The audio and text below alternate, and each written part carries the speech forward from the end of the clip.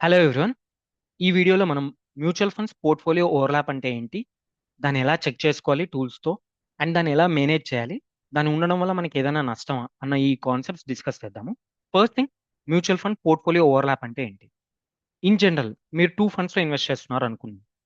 ఒకటి large cap, రెండు large cap, fund A, fund B. Two large cap sectors, different fund. ఇది fund A, ఇది fund B. So ఇందులో Reliance stocks కి 9% allocation ఇచ్చారు. ఈ లార్జ్ క్యాప్ లో 8%. ఈ లార్జ్ క్యాప్ లో హెచ్డిఎఫ్సికి 8%, ఇక్కడ 9% ఇచ్చారు. సో ఇప్పుడు ఏమవుతుందంటే, మనం ఏమనుకుంటామంటే మనం టూ డిఫరెంట్ లార్జ్ క్యాప్ లో ఇన్వెస్ట్ చేస్తున్నాము అని అనుకుంటాం మనం. కానీ దాని లోపల ఉన్న స్టాక్స్ కామన్ గా ఉండడం అనే దాన్నే ఈ పోర్ట్ఫోలియో ఓవర్లాప్ అంటాం. ఈ రెండు లార్జ్ క్యాప్స్ మన పోర్ట్ఫోలియోలో ఉంటాయి. వాటిలో ఉన్న స్టాక్స్ కామన్ గా ఉండడం వల్ల మనకి ఈ ఓవర్లాప్ అనేది జరుగుతుంది. ఇప్పుడు ఓవర్లాప్ ని ఎలా క్యాలిక్యులేట్ చేస్తామంటే, ఫండ్ ఏలో రిలయన్స్ 9% ఉంది, ఫండ్ బిలో 8% ఉంది. సో ఓవరాల్ గా మీరు 17% అలొకేషన్ రిలయన్స్ కి ఇచ్చేసారు. మనం అనుకునే టూ డిఫరెంట్ ఫండ్స్ అనుకుంటాం, కానీ మనం 17% ఓవర్ అలొకేషన్ ఇస్తున్నాం ఒక స్టాక్ కి. సో ఒక స్టాక్ అయినా, ఒక థీమ్ అయినా, ఒక సెక్టర్ అయినా, దాన్ని మనం టూ ఫండ్స్ లో ఎక్కువ అలొకేట్ చేసేస్తూ ఇట్లా ఓవర్లాప్ అవుతుంటే ఇది పోర్ట్ఫోలియో ఓవర్లాప్ అంటాం ఇన్ జనరల్. ఇది మనకి బెస్ట్ ఎగ్జాంపుల్. ఈ కేసులో రిలయన్స్ మనం అనుకోవడము టూ డిఫరెంట్ ఫండ్స్ లో పెడుతున్నాం, కానీ ఇక్కడ మనం ఎక్కువ పెట్టేసాం రిలయన్స్ కి, హెచ్డిఎఫ్సికి. సో ఇన్ జనరల్ ఏంటంటే, మనం ఎందుకు మ్యూచువల్ ఫండ్స్ లో ఇన్వెస్ట్ చేస్తున్నాము? డైవర్సిఫికేషన్ కోసం చేస్తున్నాం. అంటే డిఫరెంట్ సెక్టార్స్, డిఫరెంట్ స్టాక్స్ లో పెట్టేసి డిఫరెంట్ మ్యూచువల్ ఫండ్స్ లో పెట్టుకుంటే మనకి డైవర్సిఫికేషన్ వస్తుందని మనం మ్యూచువల్ ఫండ్స్కి వచ్చాము. Large cap, mid cap, small cap, different sectors ని సెలెక్ట్ చేసుకుని, కేటగిరీస్ సెలెక్ట్ చేసుకుని ఆ కేటగిరీస్ లో మనం ఇన్వెస్ట్ చేయాలన్నమాట. అప్పుడు మనకి డైవర్సిఫికేషన్ అనేది వస్తుంది. కానీ ఇక్కడ మనం ఏం చేసాము అంటే, సేమ్ కేటగిరీ అంటే లార్జ్ క్యాప్, ఇది ఇది large cap, same large cap select చేసుకోవడం వల్ల, సేమ్ కేటగిరీలో ఉండడం వల్ల పోర్ట్ఫోలియో ఓవర్లాప్ అనేది ఎక్కువ అయిపోయింది. అందుకు మనకి డైవర్సిఫికేషన్ అనేది తక్కువైపోయింది. బేసిక్ రూల్ అనేది బ్రేక్ అయిపోయింది, diversification rule. And second thing, only ఒక ఫ్యూ స్టాక్స్, ఇక్కడ రిలయన్స్ అండ్ హెచ్డిఎఫ్సికి మీరు అలొకేషన్ ఎక్కువ ఇచ్చేశారు. సో దీనివల్ల హై రిస్క్ ని యాడ్ చేసుకుంటున్నట్టు. ఒకటే స్టాక్ దీనిలో ఎక్కువ ఉండడం వల్ల అలొకేషన్ హై రిస్క్ యాడ్ చేసుకుంటున్నట్టు. అండ్ థర్డ్ థింగ్ ఏంటంటే, మీరు టూ ఫండ్స్ లో పెట్టారు, టూ ఫండ్స్ కి ఎక్స్పెన్స్ రేషియో కట్టాలి మీరు. కానీ సేమ్ స్టాక్స్ ఉన్నాయి, సేమ్ స్టాక్స్ ఉన్నాయి, దానికి ఎక్స్పెన్స్ రేషియో మీరు డబల్ కడుతున్నట్టు. అంతే కదా. సో ఈ ఈ కొన్ని డిసడ్వాంటేజెస్ ఉంటాయన్నమాట మనకి ఈ పోర్ట్ఫోలియో ఓవర్లాప్ వల్ల. సో మీకు పోర్ట్ఫోలియో ఓవర్లాప్ అంటే ఏంటి అనేది అర్థమైందని అనుకుంటున్నాను. సేమ్ కేటగిరీ సెలెక్ట్ చేసుకుంటారు. ఈ సేమ్ కేటగిరీ ఎందుకు సెలెక్ట్ చేసుకుంటారు అనేది చెప్తాను బేసిక్గా. ఇప్పుడు ఒక మిడ్ క్యాప్ సెలెక్ట్ చేసుకుని ఉంటాడు ఒకడు, నెక్స్ట్ ఇయర్ ఇంకోటి టాప్ లో ఉంది అంటే ఆ మిడ్ క్యాప్ ని కూడా వాళ్ళ పోర్ట్ఫోలియోకి యాడ్ చేసుకుంటారు. ఆ నెక్స్ట్ ఇయర్ ఇంకోటి టాప్ లో ఉందంటే ఆ మిడ్ క్యాప్ ని యాడ్ చేసేసుకుంటూ వస్తారు. సో ఈ విధంగా మల్టిపుల్ మిడ్ క్యాప్స్ ని యాడ్ చేసుకోవడం వల్ల, లేకపోతే మల్టిపుల్ స్మాల్ క్యాప్స్ ని యాడ్ చేసుకోవడం వల్ల, టాప్ లో ఉన్నవే వాళ్ళు యాడ్ చేసుకుంటూ వస్తుంటారు వాళ్ళ పోర్ట్ఫోలియోకి మళ్ళీ మళ్ళీ. దీనికో 5,000, దానికో 5,000 అట్లా అని.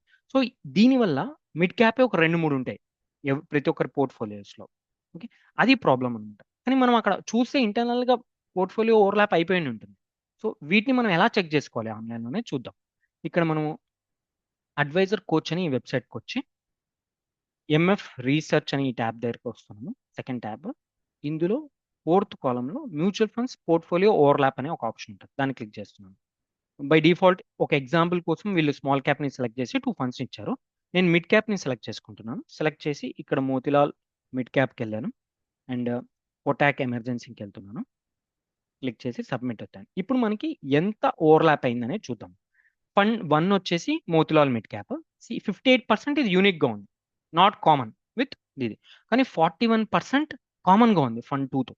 అంటే ఓవర్లాప్ ఎక్కువ అయింది మోతిలాల్ మిడ్ క్యాప్ అనేది కొటాక్ ఎమర్జెన్సీతో. ఓకే, ఈ ఓవర్లాప్ అనేది ఎలా డిసైడ్ అవుతుందంటే, కామన్ స్టాక్స్ ని బట్టి, కామన్ అలొకేషన్ ని బట్టి ఈ ఓవర్లాప్ అనేది మనకు వస్తుంది అనమాట. అది ఎలా తెలుసుకోవాలి అంటే, ఇక్కడ మీరు చూస్తే ఇదేమో 18% అనేది కామన్ ఉందన్నమాట. కొటాక్ వచ్చేసి 18% కామన్ విత్ మోతిలాల్. సో ఇలాంటి కేసెస్లో మీరు ఈ టూని మీరు ఇంక్లూడ్ చేసుకునే దానికంటే, మోతిలాల్ని ఇంక్లూడ్ చేసుకున్నారనుకోండి, ఒక మిడ్ క్యాప్ అనుకున్నాం కదా మనం, ఒక కేటగిరీ వైజ్ ఒక మిడ్ క్యాప్ సరిపోద్ది. ఎందుకంటే ఇది 41% ఇది కామన్గా ఉంది కొటాక్ ఎమర్జెన్సీతో. సో ఈ విధంగా మనం ఎంత పర్సంటేజ్ ఓవర్లాప్ ఉంది అనేది ఈ విధంగా తెలుసుకోవాలి. సో స్టాక్స్ ఏంటి, కామన్ గా 10 స్టాక్స్ ఉన్నాయి, and uncommon 17, uncommon 55. So full allocation చూసుకోవాలి అనుకుంటే కామన్ స్టాక్స్ దీన్ని క్లిక్ చేయండి. ఫుల్ లిస్ట్ వస్తుంది. మళ్ళీ ఇక్కడికి వచ్చి షో ఫుల్ హోల్డింగ్స్ అని కొట్టండి. Motilal mid cap and Kotak emergency A stocks లో అలొకేట్ చేస్తున్నాయి, ఎంత ఎంత. ఇక్కడ బాలకృష్ణ ఇండస్ట్రీస్ లో 2.43 అలొకేట్ చేసింది మోతిలాల్ వాళ్ళు, వీళ్ళు 0.68 అలొకేట్ చేస్తున్నారు. స్టాక్ కామన్ అవ్వచ్చు, బట్ అలొకేషన్ డిఫరెన్స్ ఉంది ఇక్కడ. సో ఈ విధంగా మనం అర్థం చేసుకోవాలన్నమాట. అన్ని మిడ్ క్యాపే ఉంటాయి, అన్ని స్మాల్ క్యాపే ఉంటాయి, కానీ వీళ్ళు ఎంత అలొకేట్ చేస్తున్నారు ఆ స్టాక్ కి అనేది మోర్ మనకి రిటర్న్స్ లో ఇక్కడే దీని వల్లనే మనకి రిటర్న్స్ అనేవి చేంజ్ అవుతాయి. ఒక మిడ్ క్యాప్ కి ఒక మిడ్ క్యాప్ కి అన్ని మిడ్ క్యాప్స్ సేమ్ అవ్వవు. ఎందుకు అంటే వీళ్ళు ఇచ్చే అలొకేషన్ డిఫరెంట్ ఉంటుంది. ఓకే. కానీ అన్ని మిడ్ క్యాప్స్ ని ఈ అలొకేషన్ డిఫరెంట్ ఉంది కదా అని చెప్పి అన్ని మిడ్ క్యాప్స్ ని యాడ్ చేసుకోకూడదు మనం. ఈ పోర్ట్ఫోలియో ఓవర్లాప్ చూసుకోవాలి. దీని పర్సంటేజ్ కనుక ఎక్కువ ఉందనుకోండి, మనం మల్టిపుల్ యాడ్ చేసినా దానివల్ల మనకు వచ్చే బెనిఫిట్ ఎక్కువ ఉండదు అనమాట. సో అది బేసిక్. సో ఇప్పుడు మనకి ఇది ఇక్కడ చూసినట్లయితే పోర్ట్ఫోలియో ఓవర్లాప్ అనేది 41% అయింది. ఇంత ఎక్కువ ఓవర్లాప్ అయినప్పుడు మనం రెండు మిడ్ క్యాప్స్ ని అది ఇంక్లూడ్ చేయడం అనేది కరెక్ట్ కేటగిరీ కాదనమాట. సో ఇప్పుడు మనం ఏమేమి తెలుసుకున్నామంటే పోర్ట్ఫోలియో ఓవర్లాప్ అంటే ఏంటో తెలుసుకున్నాం. సేమ్ కేటగిరీస్ లో సేమ్ స్టాక్స్ ఉన్నట్లయితే అది ఓవర్లాప్ అవుతున్నట్టు, పోర్ట్ఫోలియో ఓవర్లాప్ అవుతున్నట్టు. అండ్ దాన్ని ఎలా చెక్ చేసుకోవాలి ఆన్లైన్లో చూసాము. సో ఇప్పుడు దీన్ని ఎట్లా అవాయిడ్ చేయాలి, ఇన్ జనరల్ ఎలా అవాయిడ్ చేయాలో చూద్దాము. ఫస్ట్ థింగ్, మనం ఎప్పుడైనా కానీ కేటగిరీస్ సెలెక్ట్ చేసుకున్నప్పుడు ఒక 5 కేటగిరీస్ సరిపోద్ది. ఎక్కువ కేటగిరీస్ అవుతున్నాయి. ఒకటి large cap, mid cap, small cap, ఇంకొకటి ఏదైనా సెక్టార్ వైజ్, అండ్ ఇంకొకటి ఇండెక్స్ వైజ్ సరిపోద్ది. ఈ 5 కేటగిరీస్ ఉంటే మన పోర్ట్ఫోలియోలో చాలు. అంతకంటే ఎక్కువ తీసుకోవాల్సిన అవసరం లేదు. అంటే ఒక మిడ్ క్యాప్ ఉందనుకోండి, మళ్ళీ ఇంకో మిడ్ క్యాప్ని యాడ్ చేసుకోకూడదు.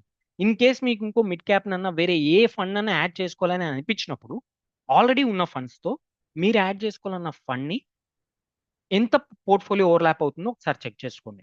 అది కనుక తక్కువ పర్సెంటేజ్ ఆఫ్ తో ఓవర్లాప్ అవుతున్నట్లయితే ఆ ఫండ్ యాడ్ చేసుకోండి. లేదు అది ఇట్లా 40-50% ఓవర్లాప్ అవుతుంది అంటే ఎగ్జిస్టింగ్ ఫండ్ తో, అప్పుడు దాన్ని యాడ్ చేసుకోవద్దండి కొత్త ఫండ్. సో ఈ విధంగా మనం మేనేజ్ చేసుకోవాలి. సెకండ్ థింగ్, రెగ్యులర్ గా మనం రివ్యూస్ చేసుకోవాలి.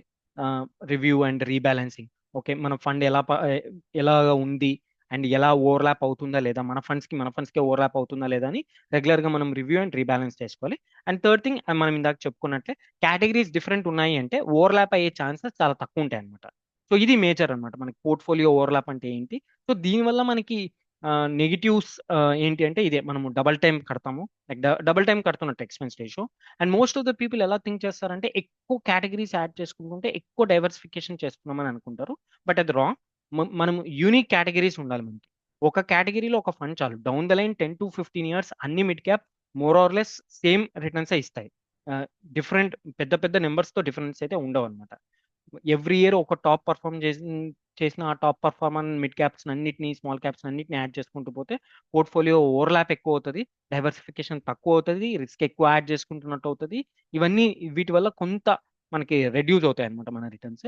సో ఇప్పుడు నుంచి మీరు నెక్స్ట్ ఏ ఫండ్ యాడ్ చేసుకోవాలనుకున్నా ఆల్రెడీ ఎగ్జిస్టింగ్ ఫండ్ ని పెట్టుకొని దీనికి ఎంత ఓవర్లాప్ అవుతుంది ఆ పర్సంటేజ్ కనుక తక్కువ ఉన్నట్లయితేనే దాన్ని యాడ్ చేయండి. అప్పుడు మీకు బెటర్ రిటర్న్స్ వచ్చే ఛాన్సెస్ ఎక్కువ ఉంటుంది. అండ్ డైవర్సిఫికేషన్ మీరు రెగ్యులర్గా మెయింటైన్ చేసినట్టు ఉంటుంది.